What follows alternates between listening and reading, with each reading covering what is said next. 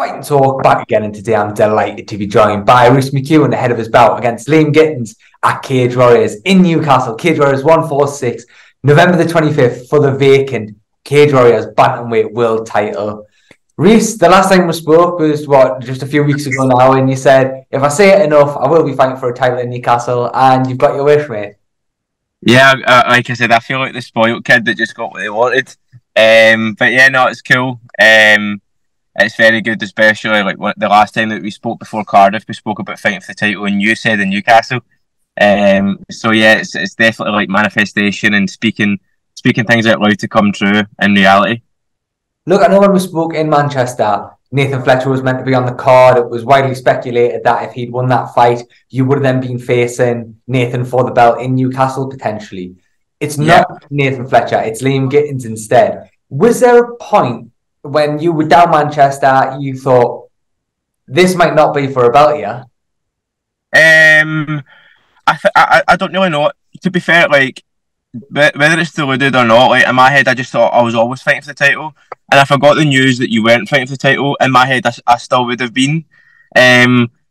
So for me, after Manchester, there was just a bit of frustration because I thought, in my head, I'm fighting for the belt. In my head, I know I'm fighting from the 25th of November in Newcastle. I just want to know who. I truly mean it when I say this. And I know I try and stay away from all the cliches that everybody says. Everything that comes out of my mouth, I genuinely do say it. After my last fight, it wasn't about who, it was what. I just wanted the title. Whether at the time it was Caelan Loughran that was the champ, whether it was him, someone else, I said, I don't care who it is, I just want the title. So when I finally got the confirmation to say, Liam Gittins, 5-5s, title fight, I just went off my phone. I said to my fiancée this, I said, that's it, yep, got Liam Gittins to fight. And she was like, oh my God, like, what? And I was like, I'm just glad I've got someone now. Like, now it's definitely confirmed. There's no frustration anymore. And I've got an opponent, and that's that. Like you've touched on there, the opponent is Liam Gittins. I guess not sort of from left field, because when you look at the resume he's built over the last year or so, the 4-fight win streak, it totally makes sense. But I think it was a name that people maybe weren't thinking. What do you make of Liam as an opponent? So, obviously, like, Liam's been in the division. I've watched him before I was in Cage Warriors. I obviously watched him quite a bit when I was fighting Kingsley Crawford. I watched him a wee bit because Rory Evans was preparing to fight him. And at one point, I can't remember where, maybe after I fought Crawford, I sent my manager two names. I won't say one name, but the other name was Liam Gittins. I said I'd like one of these two next. And then I got offered Adam Wilson. So I kind of had my eye on, like, Liam through the years. He's always in an exciting fight, and as I say, I watched him live in April when he fought Rory Evans, and I watched his fight in London because I thought maybe he might be a potential opponent, but I didn't think I would be fighting him this year because I know he publicly said that he was having a baby and he's going to sit out for the rest of the year. So obviously when you're offered a world title, it's more motivation. You've just had a baby and you thought, right, I can change my life here. So I do have a lot of respect for Liam. He's always in an exciting fight, and as a fan, if he's fighting, you want to tune in. So I'm not a fan. I'm not going to be a fan on the 25th of November. I'll be actually fighting him, but yeah, he's a nice guy. Every time I've kind of came across him, it's always been a good encounter. So just a shame we're going to punch and kick each other in the face and stuff. So I guess there's a funny little side story, if you like, to this. Of course, him and Nathan Fletcher are teammates. Do you have any sort, or have you wondered at all if maybe if Nathan was planning on fighting you, that the next gen guys have already got a bit of intel on you, so almost maybe a little bit of a head start going into this camp? Well, I think, like, see, from an overall perspective, I always thought when I was not signed to a promotion, see, when you're signed to a promotion, see, I always think about Habib fighting Ali Quintai. Is that how you say his name? Yeah. On like a day's notice. And so, see, when you're the champ of the division or you're the top of the division, everybody's studying you all the time. Every fight, everybody's tuning in. But if you're in the top 10 of the division, the chances are you're going to fight anyone. So everyone knows everybody at that stage. It's when you're not on the scene and a random name pops up and you're, who's this guy? I need to study him. That's actually so much harder. So, like, for now, there's no doubt about it. And I'm not meaning this in a big-headed way, but I was meant to fight Adam Wilson. So the next gen guys have definitely prepared to fight me before. So I had the fight with Adam Wilson 8 weeks out, and he pulled out 2.5, 3 weeks before. So that's 5 weeks of, like, preparing. But the problem is, you're preparing for, that was a year ago. You're preparing for a Reece McEwan a year ago, and Sun Sen, I had 2 performances. So what does that really matter? And from maybe Nathan's point of view, just looking at it in a sporting thing, what kind of situation is that? He wants to be the champ, but now his teammate's fighting. So if his teammate wins, he's not going to become the champ for however long. And if his teammate loses, which you don't never want your teammate to lose, then you're going to fight the next guy. So next gen's a good gym. They know what they're doing, but I'm sure that they don't look too much into their opponents. They just focus on their own guys because they know the sport and they're experienced. If Liam is then focusing on himself, like you say, what sort of fight do you expect from Liam Gittins come November the 25th? Liam is obviously, everyone says that like he's always an exciting fight, and he is. He can be such an exciting fighter, but he's so game and he's so good. He's going to be so hard to take down. He's going to be scrambling. He's always looking for good. He's good in positions when he gets underhooks. He's tough as nails. Like I honestly, every time I think of the fight, I just see him hitting his head, going, "Let's go, come on!" So, like I said, I know he'll be improving, and his heart and determination will be more than anything because he just had a baby. So, and I know a lot of people could say that could distract you and stuff, but I think that'll just add more motivation. So I'm expecting the best Liam Gittins possible.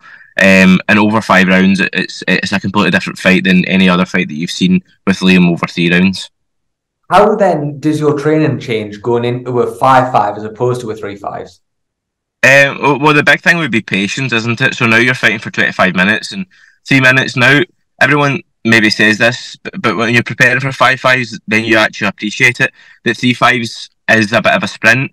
And say someone like Liam, like he could probably keep that up for 5-5s, but for three rounds, you could go. I'm not saying that he does this, but you could just go nuts.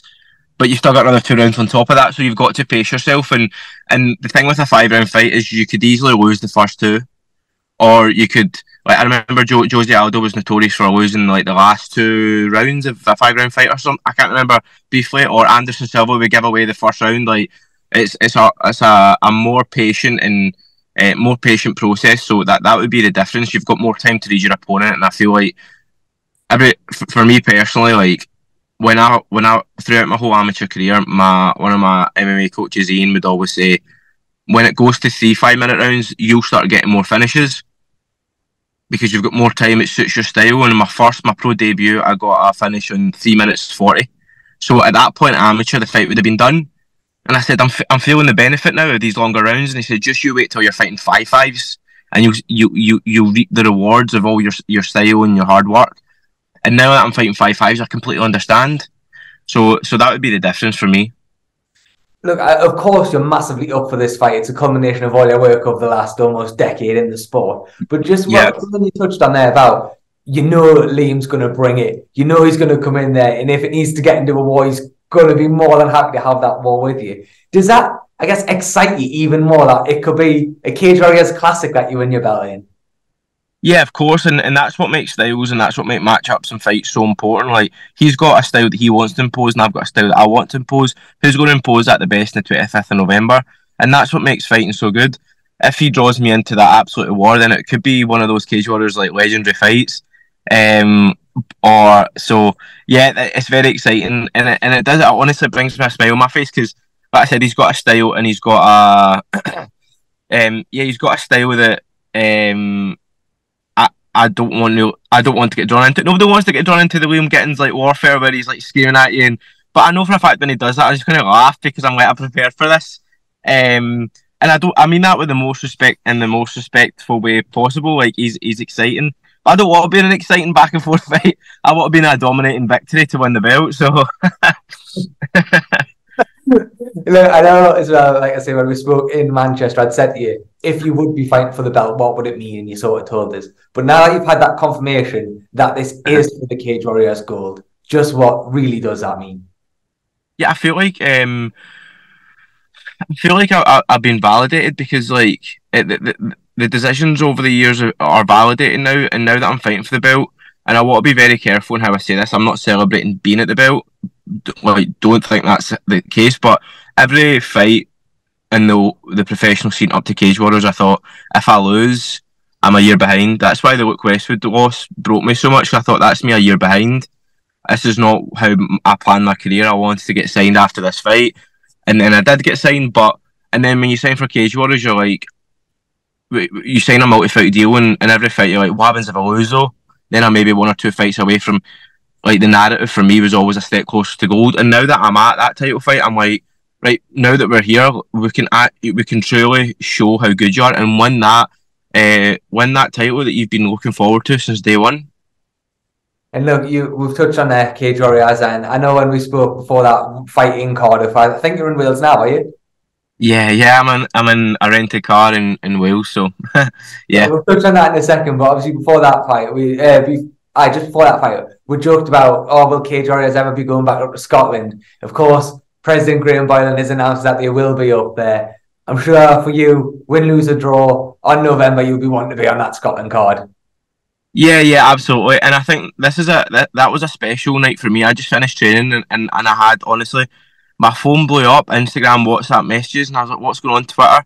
And it was like, Cage Warriors are coming back to Scotland, and I thought, what? Like, this is incredible. When I first came down, I said, I'm going to become your champion, and I'd love to bring Scotland back.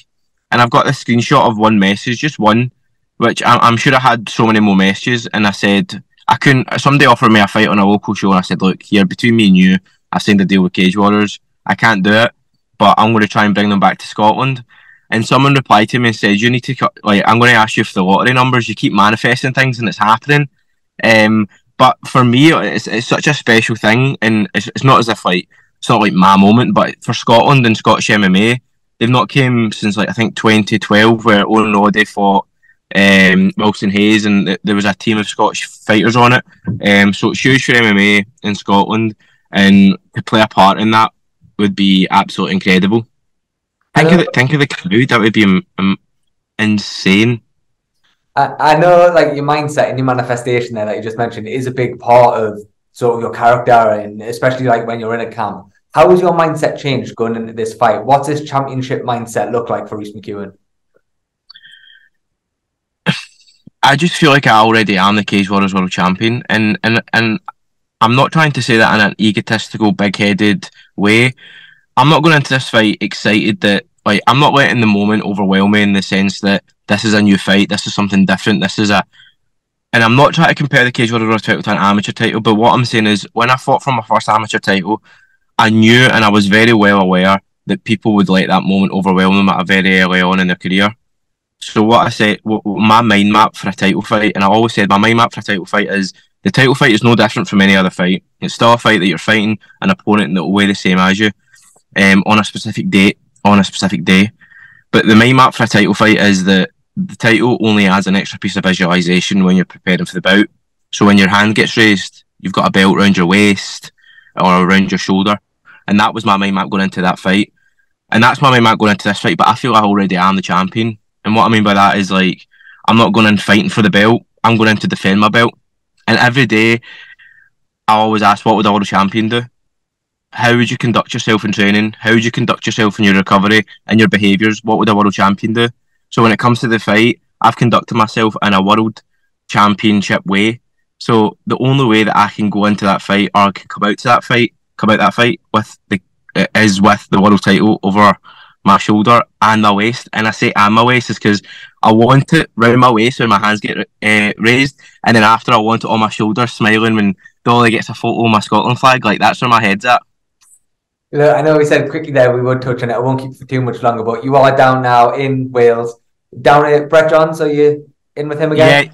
Yeah, training at Shore Mixed Martial Arts, down for the week. So I've been down in preparation for this fight. I've been down, again, I'm very meticulous in my planning and my preparations for my fights, and I planned this like before. Like, I know I had a long break between the 1st of July, so I made sure I got my rest, and then I came down to Wales in week 12, week 8, week 5 and week 3. So we're in week 5 just now, and then we'll go home for the week and come back in week 3. So, like I said, the preparations have been going brilliantly, and they'll continue to do so.